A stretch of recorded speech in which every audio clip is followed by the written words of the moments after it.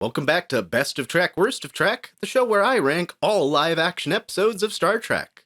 I'm your host, Dustin Wing.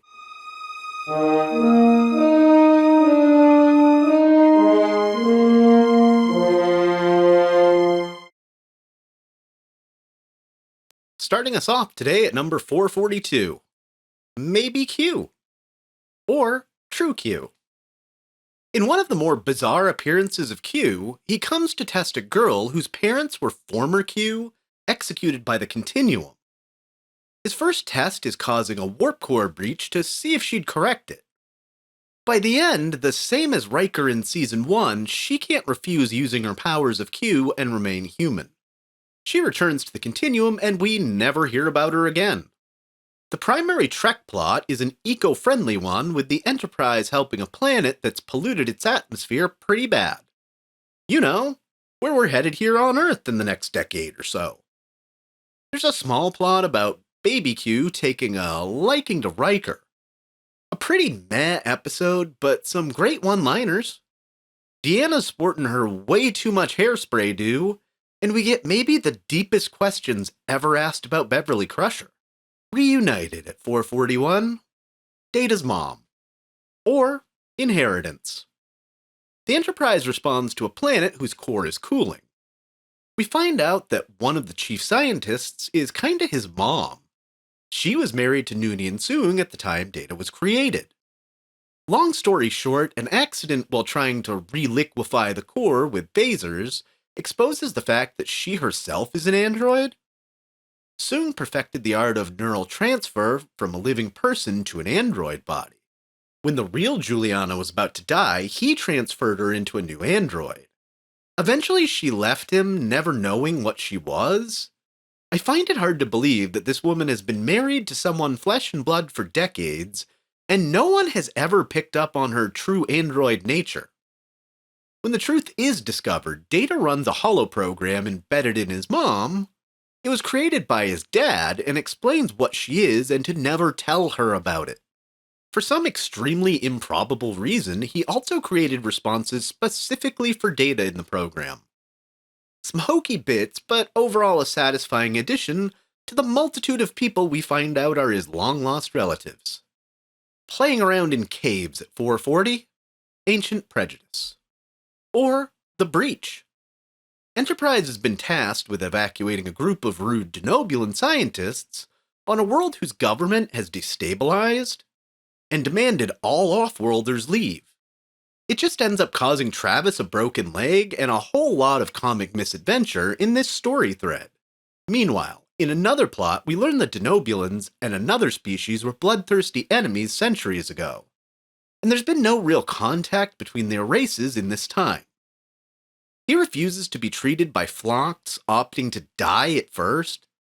Through the episode, both he and Phlox really work through some of the deep-seated racial prejudices each hold.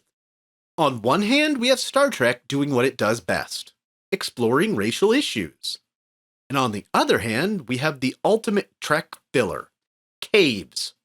Endless series of caves.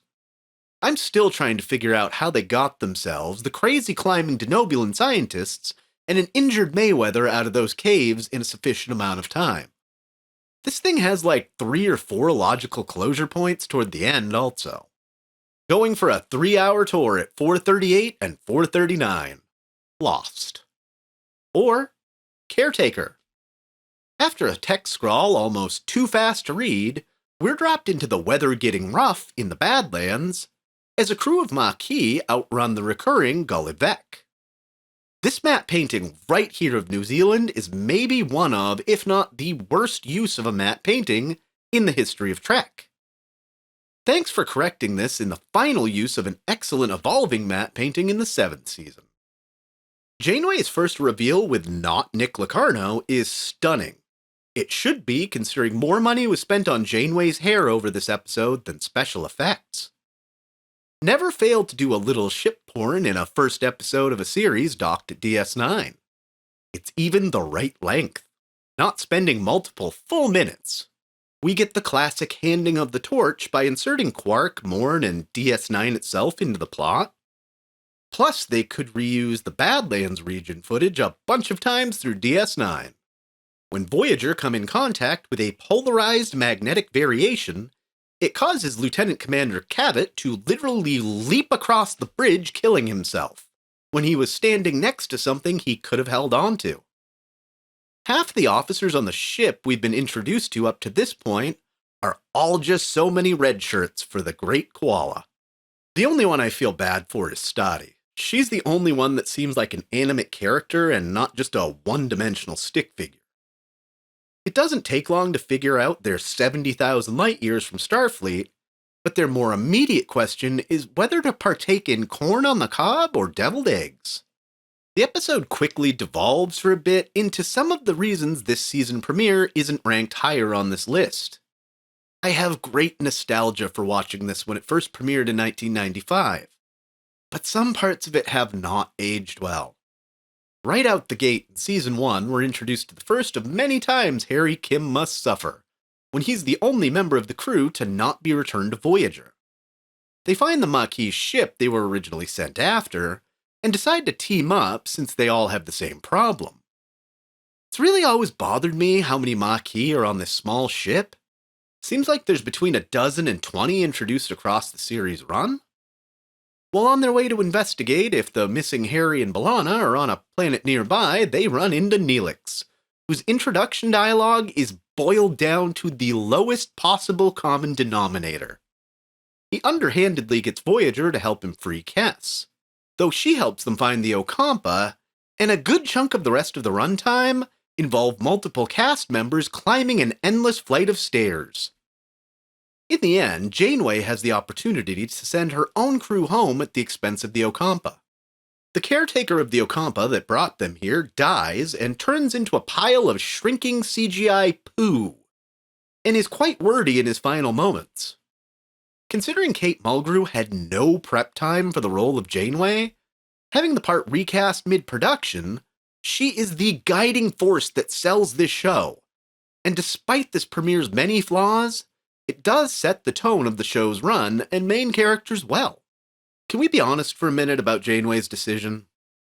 After their energy runs out in a few years on a planet with no water that can't support vegetation, and that's at least partially controlled by the Kazon, the picture's pretty grim for the Ocampa, and maybe the plan to help them at the expense of your own crew wasn't so well thought out. But then, we wouldn't have 7 seasons of zany ways to get off the island. Doing spy stuff at 437, The Bashir Who Loved Me, or Our Man Bashir.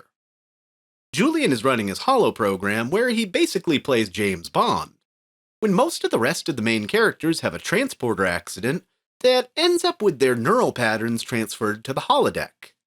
They all become characters in the program, and this kicks off a solidly fun episode of television. I considered ranking this with other episodes in the Not Quite Trek category back in Season 5 of Best of Trek. I feel like this one has too many actual Trek elements and something more at stake for the main characters. It's also a superb pairing of Bashir and Garrick. This episode should have been billed as Avery Brooks playing Ben Sisko, playing Hippocrates Noah, playing Avery Brooks. A lot of his real persona shows through in the character, even if he's just a slightly more than one-dimensional mustache-twirling villain.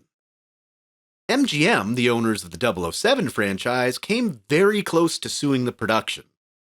DS9's producers thought they were within the realm of parody, but the threat of a lawsuit kept the idea from coming back for a sequel.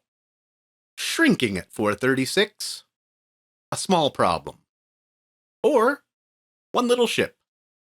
This episode is a lot of fun, but there's a ton of holes in the plot. Starting with why Starfleet would send one of its few pure warships to do a science mission during the height of a war. They're observing an anomaly where things go in shrink. So what better thing to do than send a runabout with living beings in to see what will happen? The whole thing is cut short when the Defiant is attacked by the Jem'Hadar and loses its tractor beam to the runabout, causing them to stay small. The dumbest Jem'Hadar in the series take control of the ship, but command the senior staff to fix the warp drive, giving them a chance to take the ship back, with some help from a tiny runabout. Ira Stephen Bear thought they should have used more comedic villains like the Packleads or something. I think that might have made for a slightly better episode. Homesteading at 435, boundaries. Or resolutions. When Chakotay and Janeway are infected with an incurable virus, they must stay on the planet they contracted it on or die. They're left behind for over a month as Voyager resumes its course for the Alpha Quadrant. The two bond and come almost close to a romantic relationship by the end. Despite Janeway's final orders not to, the crew convince Captain Tuvok to take the risk of getting the remedy from the Padians. It goes about as well as you'd expect. They do get the cure, but are almost harvested for body parts in the process. The bonding between the two highest-ranking officers is quite a good soap opera as far as Trek goes. It's too bad the romantic angle was never touched on again. Computer. That program is available. Thanks, Majel. Majel. Thanks, Majel. There are 14 varieties of tomato soup available from this replicator, with rice, with vegetables, bowling style, with pasta. Thanks, Majel. Ensign Kim is not on board. Majel. 1. Ensign Harry Kim. Thanks, Majel. Warning, warp core microfracture. Breach imminent.